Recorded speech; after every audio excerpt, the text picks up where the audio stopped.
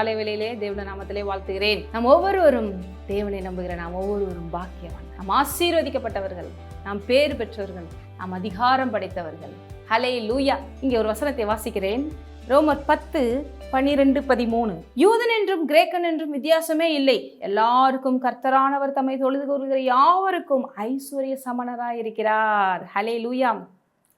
தம்மை தொழுது கொள்கிற யாவருக்கும், இதில் எந்த விதமான பார்ஷாலிட்டியும் கிடையாது. அவங்களுக்கு எப்படிப்பட்டவராக இருக்கிறார்? ஐஸ்வர்ய சமணராக இருக்கிறார். ஆதலால் கர்த்தருடைய நாமத்தை தொழுது கொள்கிற எவனும் ரட்சிக்கப்படுவான். அவரை தேடுகிற, அவரை பற்றி கொள்கிற, அவரை நம்புகிற எவனும் ரட்சிக்கப்படுவானா என்ன? இந்த உலகத்தில் பாவத்திலே சாபத்திலிருந்து மீட்கப்பட்டு அதுக்கடுத்து ரட்சிப்பு, அது ஃபஸ்ட்டு உள்ளே தேவனுக்குள்ளே வர்ற ஒரு இனிஷியலான ரட்சிப்பு, அது பெர்மனண்ட். அதுக்கடுத்து டே பை டே அந்த ரட்சிப்பை நம்ம விசுவாசிக்கும் பொழுது இந்த உலகத்தில் எல்லா ஆபத்துகளுக்கும், நாசமோசங்களுக்கும், பிசாசினுடைய வஞ்சைகளுக்கும், அவனுடைய எல்லா விதமான கண்ணிகளுக்கும் தேவனுடைய நாமத்திலே காப்பாற்றப்பட்டு அவருக்கு உகந்த வாழ்க்கை இந்த ரட்சிப்பு வாழ வைக்கிறது. இதையெல்லாம் எப்போ? அவரை தொழுது கொள்கிறவர்களுக்கு அது அப்படி நடக்கும். அவர் அப்படிப்பட்டவர்களுக்கு ஐஸ்வர்ய சமணராக இருக்கிறார். இங்கிலீஷ்ல வருது பாருங்க, same Lord over all is rich unto all that call upon him. இதில் எந்த வித்தியாசம் இல்லை. இல்லை நீங்கள் நினைக்கலாம், நான் இந்த ஜாதியாச்சே, இந்த குலமாச்சே, இந்த கோத்திரமாச்சே, நான் படிக்காதவளாச்சே, நான் இந்த மாதிரி சில விஷயங்கள்லாம் பண்ணினவளாச்சே, என்னை ஆண்டவர் ஏற்றுக்கொள்வாரா?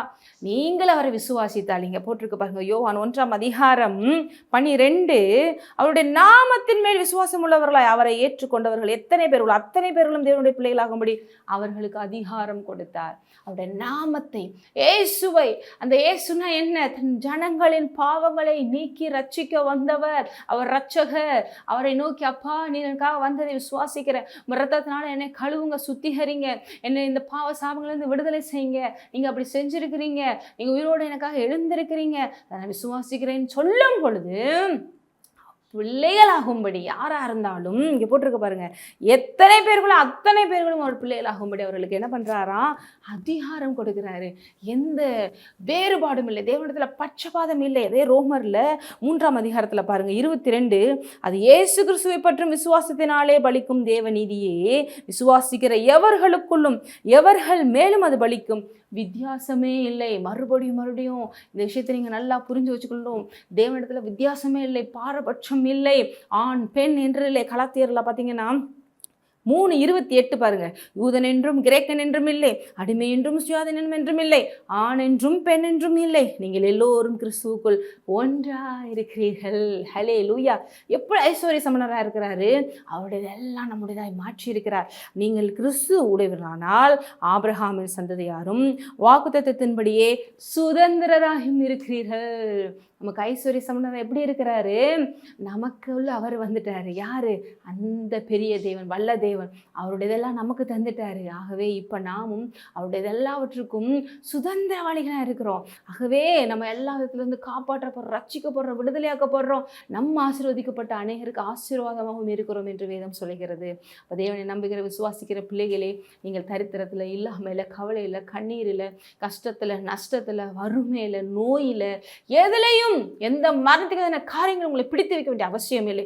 எல்லாவற்றிலும் நீங்கள் தேவனுடைய நாமத்தில் வெற்றி எடுத்திருக்கிறீர்கள், முற்றும் ஜெயங்கொள்ளா இருக்கிறீர்கள். தேவனை விசுவாசிக்கிற நீங்கள் ரட்சிக்கப்படுவீர்கள், மீட்கப்படுவீர்கள். அவர் உங்களை அப்படி மீட்கும்படி, உங்களுக்கு உதவி செய்யும்படி எப்படிப்பட்டவராக இருக்கிறாரா? தம்மை தொழுது கொள்கிற யாவருக்கும் ஐஸ்வர்ய சம்பனராக இருக்கிறார். ஹல்லேலூயா. இவ்வளோ பெரிய தேவனை ஆராதிக்கிறோங்கிறத நினைத்து பாருங்க. அந்த பெரிய தேவனை நோக்கி பாருங்க. உங்களுக்கு அவருடைய மகிமையின் ஐஸ்வர்யத்தின்படி பதில் தருவார். ஜெபிக்கலாம். சோத்திரம் தகப்பன்.